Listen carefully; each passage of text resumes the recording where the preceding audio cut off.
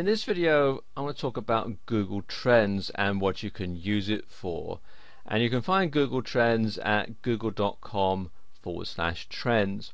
Now, Google Trends is a great way to analyze crowd behavior and to see what people are searching for at any particular given time over an extended period.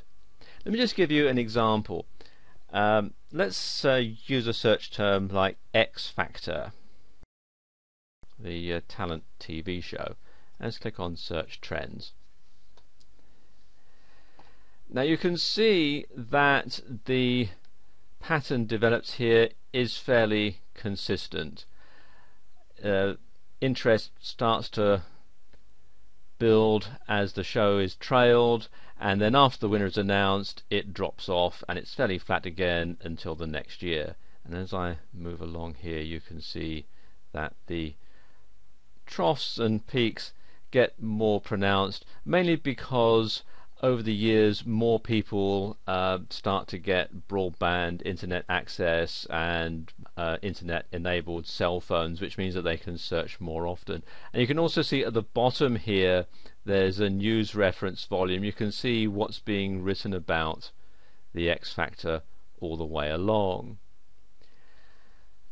And you can drill down here by region as well, because let's say we look at the UK, where the X Factor has been running for many years,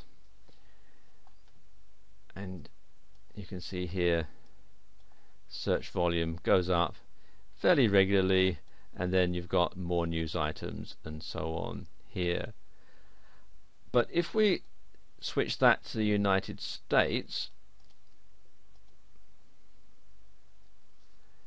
you can see that the search volume and the news reference is pretty flat up until around 2009, when Simon Cowell announced that he was going to be leaving American Idol to concentrate on bringing the X Factor to the US. And then you've got other peaks when further announcements were made. You can see here there were more news stories being written about, and then you've got the various peaks as the show starts to take off and so on. And you've got, see, this one here shows the peak in traffic when Simon Cowell to leave American Idol, and these when various things have happened on the show. You know, when people started writing about Cheryl Cole and Paula Abdul and so on. Now, finding cyclical patterns in search volume data is very interesting, because it can tell you when you want to start marketing your product or service, when there's going to be a lot of demand. And you can also use Google Trends to search for more than one item at a time, and I'm sort of demonstrating both here. We've got 5 search terms: gifts, flowers, chocolate, fireworks and costume. And you can find that flowers sort of peaks around Valentine's Day. Fireworks tends to peak in the middle of the summer, mainly because the 4th of July in America gets a lot of searches and lots of airplay, lots of news. Costumes again tends to peak around Halloween, because countries like America, Ireland, Britain, Germany have Halloween parties and people dress up in fancy costumes and so on.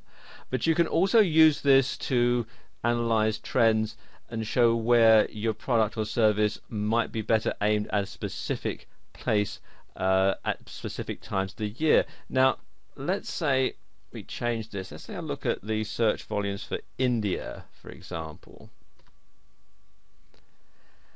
We can see, if I just scroll down here, that the pattern for flowers, it goes up a bit at the beginning of every year, as do gifts.